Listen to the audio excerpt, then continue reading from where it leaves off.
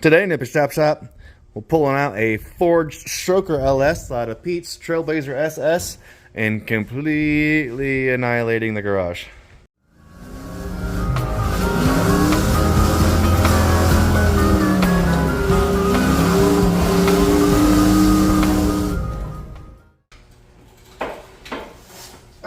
Floor's too slick. Floor's too slick to push it out.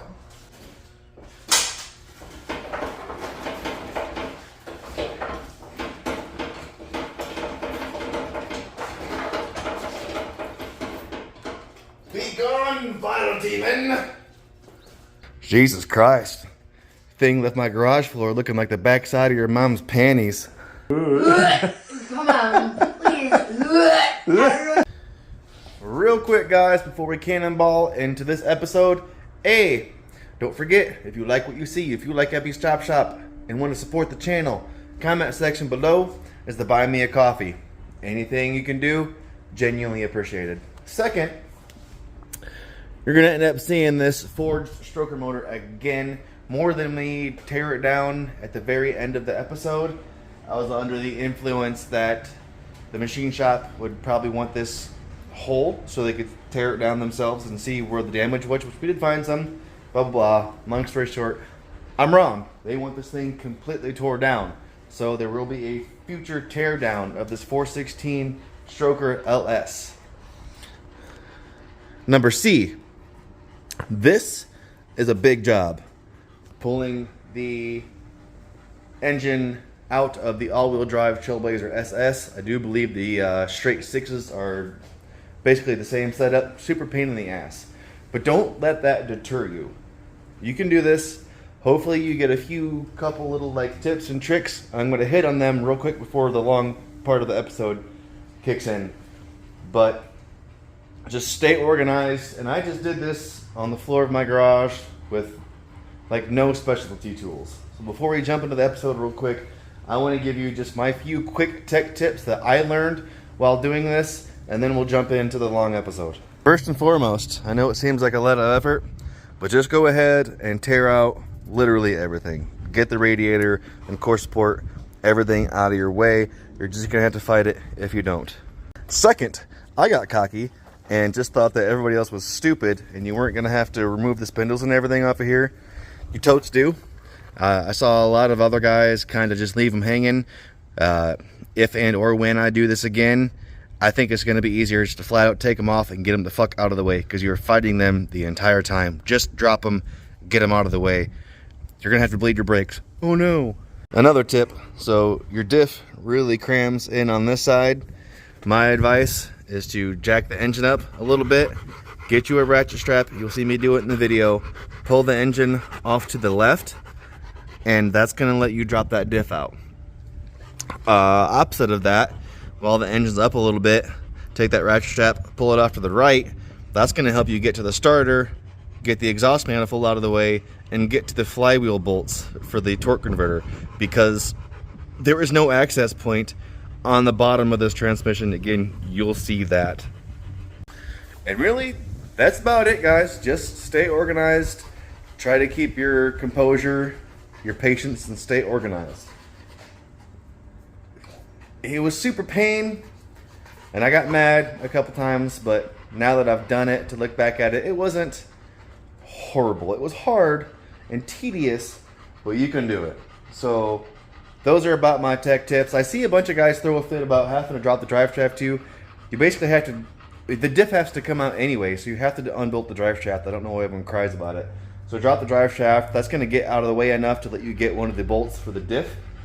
But yeah, after you get the spindles out of the way, hammer those CV shafts out, get your diff and your plate off your oil pan, make sure everything's disconnected, and that's about it. So I know I just made it sound easy, but let's jump into the episode so you can watch me struggle bust my way through this, because it was all aboard, motherfuckers.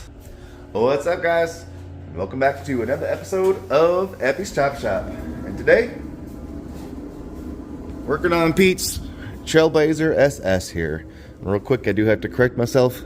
When I brought this home, I said it was a 408 stroker. It's actually a 416. So, other than that, I don't really know much about it. You guys know I'm not really an LS guy. In fact, I'm kind of an old school Ford guy, despite the fact there are now 2 LSs in the shop. But, in case you missed it, the reason this thing is in here is when you fire it up, it has full oil pressure, and then as it warms up, it drops down to like 10. So I'm going to assume that it's probably bearings, because just as it warms and it expands, I'm going to assume that's why it's losing pressure, but we don't know. These things also have like a faulty oil pump or oil pickup, I guess. Again, not an LS guy, but where we stand, so see, got the intake manifold off. Again, not being like a modern EFI guy, I labeled all the plugs for the harness, just kind of laid it off to the side. At this point in time, I'm going to work on getting the coolant out of it. Let me get the coil packs off of it. Anything and everything I'm going to do to help pull at the end, or make pulling the engine be easier. It also seems like from a lot of the videos I watched that unfortunately, I think this whole, all of the everything up front might have to come off, but we will see. Obviously, not being mine and this thing being nice, I want to avoid scratching it at all costs if I can. And also, if you were new to these, this is one of the all-wheel drive trailblazer SS's. With that being said, pulling this engine is super pain in the dick, I guess, because the way this differential and the CV shafts, or half shafts, whatever you want to call them, are laid out, is they actually go through the damn oil pan. So you end up having to pop the ball joints loose, get the axles out of the spindles and everything, and I guess it's just a complete nightmare. Now, I have seen one guy, and one guy only, on YouTube who is LSA swapping his. What he does is unbolts the diff, unbolts the half shaft, leaves the oil pan in the truck, and then just pulls the engine that way. That's the method that I'm going to at least attempt. I think it's going to save me a lot of effort without having to completely disconnect the front suspension. But also in a lot of those videos, I can't help but notice that they don't bring you along for anything. So this is going to be that. Anything and everything I can help aid you or show on video of pulling this out, because it's going to be a learning experience for me as well, I want to include on here. But I'm not going to include all the just the simple stuff like pulling the coil covers, intake manifold. Anybody can do that, but it's the half shafts and getting the engine out of the oddball oil pan drive shaft situation that seems to be the dilemma. So whatever I go through, whether I leave the oil pan in it and pull it that way, or rather I jack up the truck and completely disassemble the suspension the hard, long way, I'm going to bring you along for it. But when we come back, I'm going to be a little closer to pulling the engine again. I'm not going to drag you along for any of the simple stuff. Just a little update. Thus far, everything is going relatively smooth. It's, for the most part, been kind of self-explanatory. I mean, this may seem a bit excessive, but I mean, there's just no way you're going to get this honking engine out straight up. Not with my cherry picker, there's just no way. So eventually, the hood's very likely going to have to come off, and just getting the radiator and, transmission cooler, condenser, all that out of the way was necessary, and it wasn't, honestly, really wasn't that bad. The only, I wouldn't necessarily call them hiccups I ran into, as I found myself overcomplicating getting the front bumper off, which literally, there's just 2 screws and a plastic retainer that keeps it in, and then you can literally just kind of yank it forward, and it pops off of these. I was down here trying to disconnect a bunch of shit and take out the inner wheel wells, and you totally don't have to. So, and then other than that, just this fitting right here, I had to get a set of vice grips on the power steering line here, because this is supposed to pivot freely and it does not. I didn't want to have to replace that line. It might be in our best interest to replace it once everything's out. It'll be a lot easier, but as you can see, I did get it off. At this point, I'm kind of assessing my header situation, and at some point in time I'm gonna get down here and assess this differential. Alright guys, little update here. upon crawling around this thing, that's not in the way. It seems like trying to get my man hands in all these tight crevices, which I should be used to from all the time I spend at your mom's house. It just seems like it's going to be more effort to try and leave that pan in here than just dropping these ball joints. With that being said, this is a 36 mil air hammered, air wrenched it out of here. There is a 15 mil bolt right here. And one thing I did notice that was fighting me on the other side, as I didn't get the other side to drop, is you can see the control arm being dropped is putting this ball joint at kind of a harsh angle, and that's making it really hard to get out. It's kind of just wedging itself in there. So what I did, just get you a jack, push that control arm up, give your, it's not that fucking hard. Are you guys just a bunch of crybabies? That was easy motherfucking McPeasy. We're going to talk about the 5 main signs that somebody is a sissy. Moving along, thus far this has been a gigantic pain in the ass, just like everyone says that it is. So usually there's a pan down there you have to remove. It was already gone on this. And there are some differential bolts. You can see I got that guy,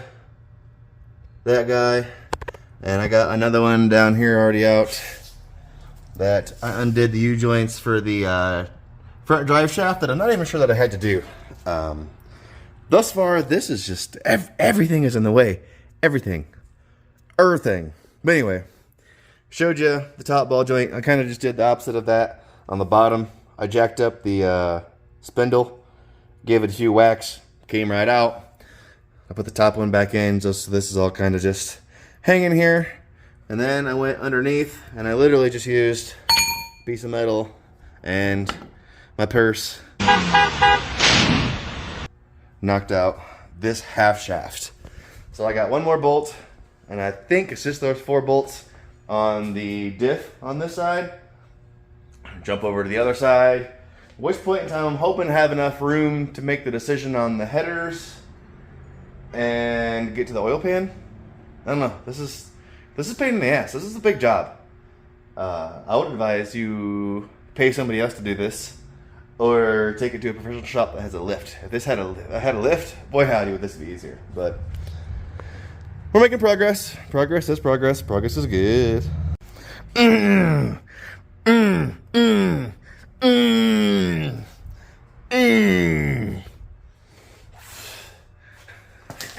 2.5 hours later, I have half shafts out.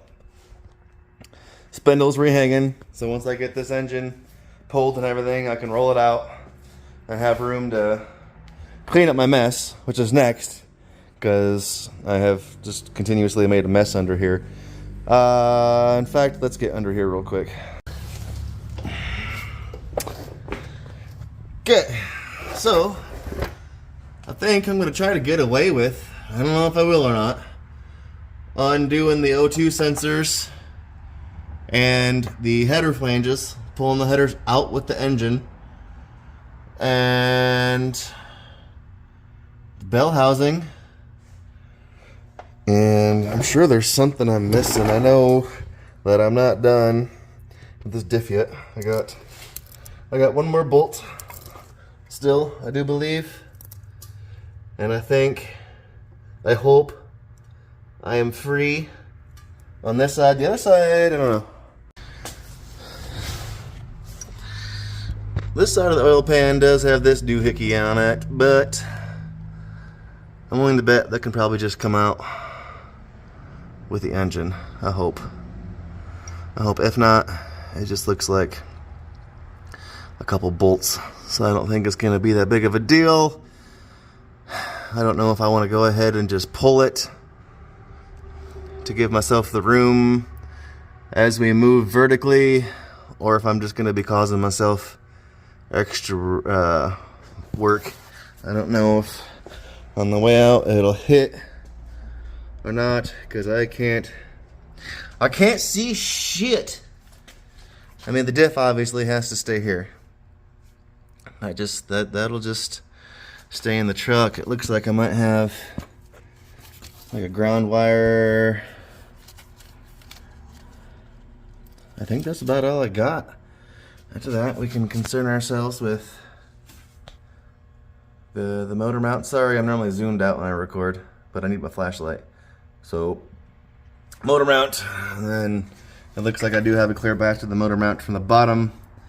On this side, oh, Mr. Mouse, Mr. Midas. So guys, check this rule. Check just little break here. Before we get back to this mess, if you guys tuned in, like the whole 7 of you who tuned in to my beer brewing episode that no one watched because you guys suck. JK, I'm kidding. Anyways, I made another beer. Check this out. Oh, that wasn't very carbonated. That didn't very much. We'll see how she bubbles. Oh yeah, she's fine. She's plenty carved up. Yee-yee. This, my friends, this concoction is a chocolate milk stout that I made with chai tea, and I soaked chili peppers and bourbon while this fermented, and then added it in during the carbonation process. And dude, bomb diggity, real sweet, chocolatey notes. You get that kind of cinnamony from the chai. You definitely taste the chai, and then just a little bit of throat burn from the chili, and then it's really smooth from the lactose from the milk. Bomb diggity. Anyway, I got a mess to clean up. I was just excited about my beer. Let's get back to work. Okay, guys. A few days later, minute progress forward. I have since, I'm not going to call it another. I'm just not going to, because I'm already gross and whatever. Scratch that. I'm going to crawl under there in just a second. So, starter unbolted, the header flanges unbolted, O2 sensors out. At least one of them is out and hanging. The other one, I need to see if I can reach the wire and unplug it, because it's just kind of, it's twisting and binding up the wire enough that I can't get it to drop. Other than that, we are down to the bell housing. Motor mount nuts are off. Down to the bell housing. What I just discovered, you guys are going to like this. If you think this thing's been a pain in the ass so far, check this out. Okay, you guys ready for this? You know how on most engines, there's normally, engine and transmission combos, there's normally a plate right here, so you can pull it off and take out your fucking torque converter bolts? They didn't do that on this. So literally, you have this little hole right here, but as you can see, there's no way you can get to the front of the flywheel to get the bolts out. I actually just watched a video, and the guy's actually like, I'm gonna have to watch a couple more, because in order to put, I don't know how they did this. They must have, maybe whoever did this engine pulled the transmission and everything out, but the other guys are actually notching this. They're like notching the oil pan, believe it or not, and the bell housing a little bit, so you can get a wrench in here. So I'm gonna have to try and fight the torque converter out with the engine, and then fight this fucking thing back in. Maybe, I don't know how I'm gonna attack this yet, if I'm being honest. Oh, guys, I'd hate to get excited, maybe put the cart before the horse here a little bit, but besides the torque converter, which is, what, 3 bolts, which in theory should come out with the engine and the flex plate, right? If I just do this enough, the torque converter will just magically come out, maybe. Anyway, all of the bell housing bolts are out, I'm pretty sure. Need to give it a one more once over, but I actually ended up undoing this header, thinking I could get it out of the way and get to the fucking starter and get to those torque converter bolts. I was wrong. So that's hanging there. Like I said, header flanges or collectors or whatever unbolted. I think the transmission is finally all unbolted. Motor mounts are all undone. I dare to say this thing might be ready to pull. Pete's gonna come help me tomorrow if I need it. I might need some help. I don't know. Mentally, I need help is where I'm at. Right now, I can go for some counseling because I'm both sad and I'm angry at the same time. This thing's really hurting my feelings. But, probably ought to take the hood off. I don't know. It might be okay. We'll see. But I'm going to give this thing a little test tug.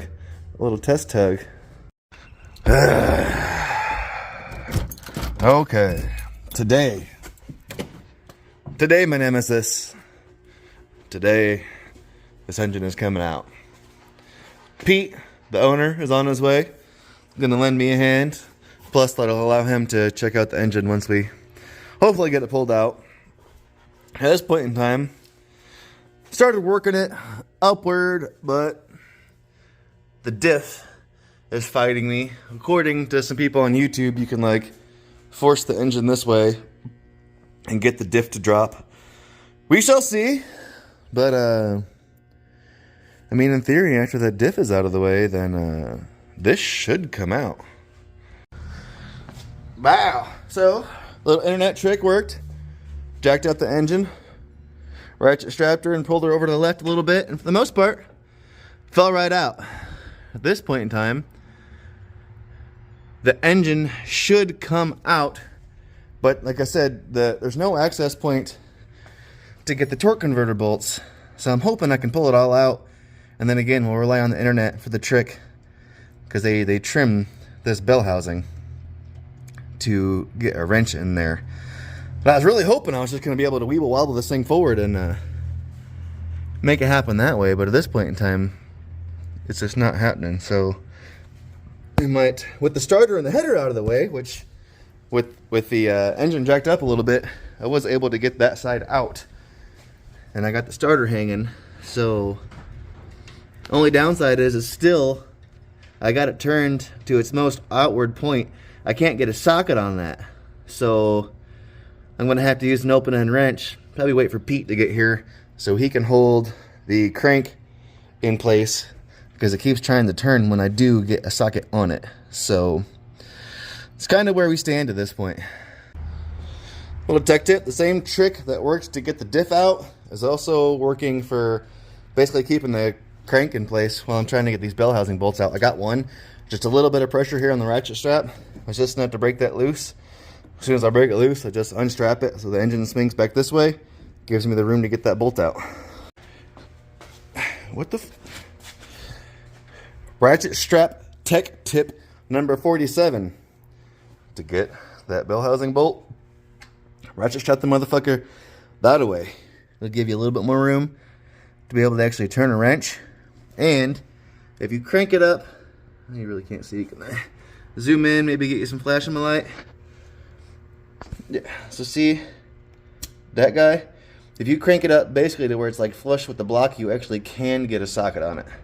And again, like I said, just a little bit of tension from the ratchet strap has kept the crank from turning. So I have 2 of the 3 bolts out.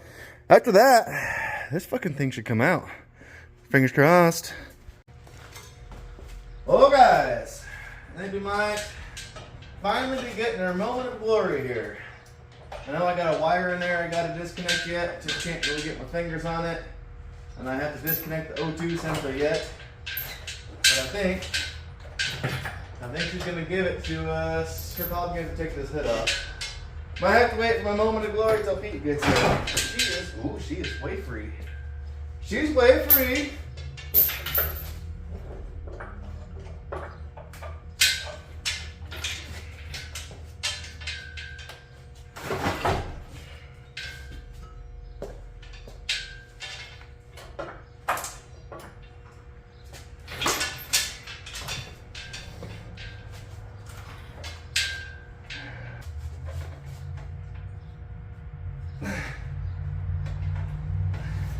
You know, GM, it's one thing to hide a fucking sensor. It's another thing to make it fucking impossible to unplug.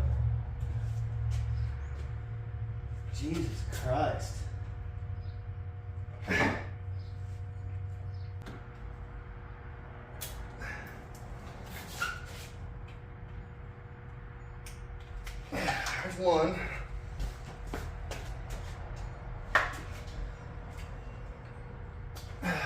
to not our O2 sensor. Can we unscrew that yet?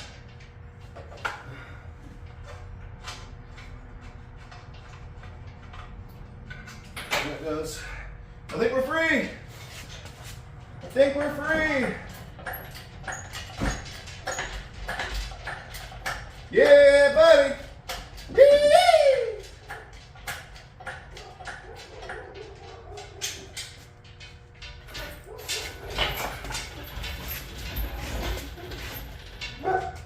Fuck yeah. Fuck yeah. Oh, This is not my shit. yeah. So they say it work half the time just looking for tools. You place it down. Dude, just I'm place it down. saying. Looking for a wrench I just had. Still just coolant. Yeah. Tea and coolant.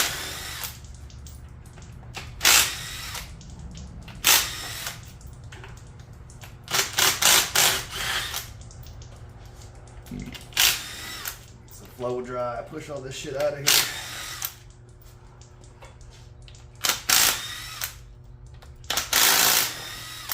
Oh, this like the compressor bolts to the pan. Oh shit, it does, doesn't it? Gay? Why? Two.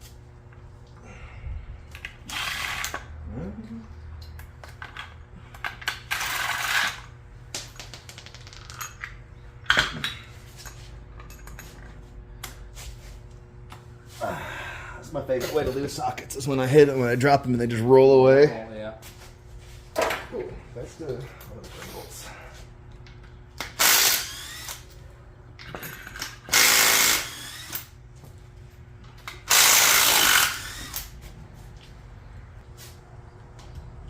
Nope. It's just a seal.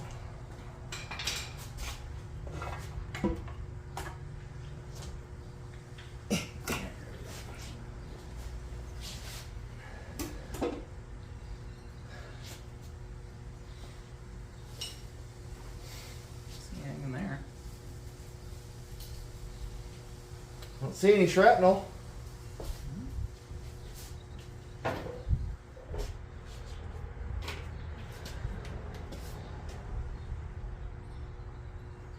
Don't see no shinies. Yeah.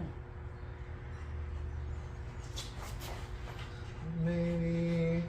I think there's a little bit. Yeah. There's I don't some think flakes enough right for- there.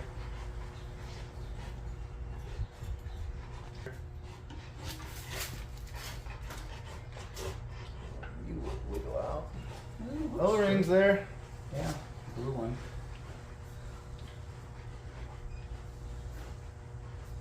O-ring looks good, huh? I guess that's technically bad news, isn't it? Yeah. Yeah. That'd have been better news if it was just a So simple that- yeah. O-ring letting Oh. oil come by, huh?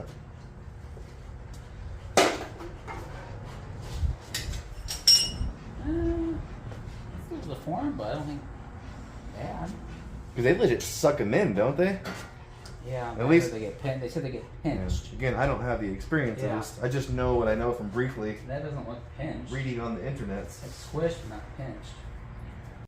At this point in time, guys, we got it out. Obviously, oil pan's off. These things are notorious, I guess, for sucking their O-rings in. That one looks to be good. Working on getting all the ARP hardware unbolted. Issue I ran into is I don't have any hex head stuff, so Pete is running off to Harbor Freight to get me some. So I was able to get the bolts and studs off the inside mains, but as far as the outside go, I don't have anything I can make that happen with. So he's gonna go get us some hex head or 12-point sockets, whatever you want to call them. We just want to pop the mains off, pop some caps off, just see if there's any relevant wear. But apparently he's got another 6.2 he's gonna put in it, or I'm gonna put in it, whatever. And then this thing is gonna go back out, get rebuilt, end up with a supercharger on it. I don't remember if it was a Magnuson or a CTSV blower or whatever he's got. But yeah, that's the fate of this one, is going to the rebuilder and getting some boost. Just waiting on Pete. Just gonna pull a couple rod caps off here and see if there's anything of concern in them. Just these couple I can easily get to.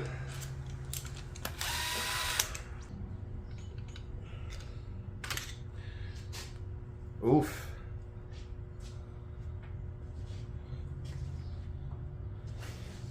Like we got some scoring in that guy.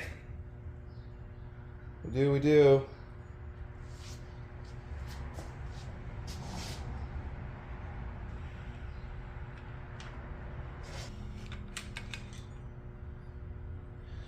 Same there.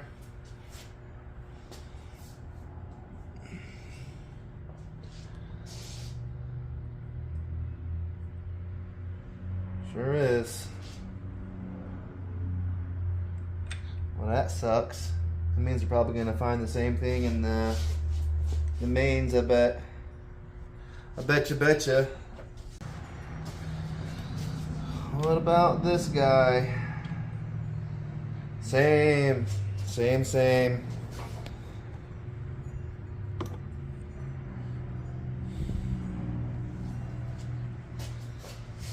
like some scoring and everything.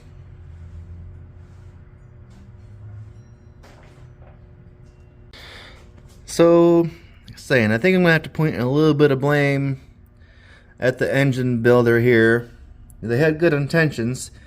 You know, this is kind of a common modification to do to enlarge this hole to supply more oil, but I'm willing to, it just looks like they didn't smooth it out quite enough, because if you put this bearing right side by side with it, all those scratches are exactly in line with that oil supply. I'm willing to bet they just didn't smooth this out.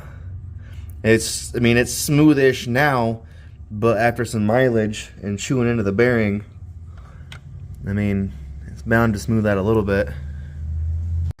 Major sad face. Main bearings are all the same way. And again, I assume it's because, again, the builder was trying to make an improvement. I just don't know if maybe if that got done after machining, or I don't know. It just looks like all the scratches are right where the oil supplies were enlarged, but I'm not a machinist, so I don't want to be judgmental. That's just the way that it appears. I wish I could say we kept digging and found good news in here, guys, but we most definitely did not. Every cap we pulled, rough looking, especially this poor bastard. In fact, like, it's literally not even the same shape anymore. It doesn't even fit in there. So this little forged stroker is gonna make its way to the machine shop, which is kind of whatever. I gotta go to the machine shop anyways because I have stuff to pick up from the machine shop. I'm just poor, as always.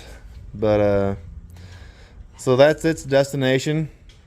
I don't know what all they're gonna find. It looks like there might even be a little bit of scoring I probably can't get you into at the bottom of the piston bore there, and it maybe even looks a little bit glazed. So, you know, I'm not going to tear it apart any further. Mouse. Thank you. I'm not going to tear it apart any further at this point in time. I'm going to throw the caps on it, just kind of loosely bolt everything back together. Only thing I'm doing from this point forth is going to take the motor mounts off, and then this thing will be all machine shop after that. So at this point in time, I'm going to just half-ass bolt up, you know, the spindles and everything so I can throw the wheels and tires back on it. Roll it out of here.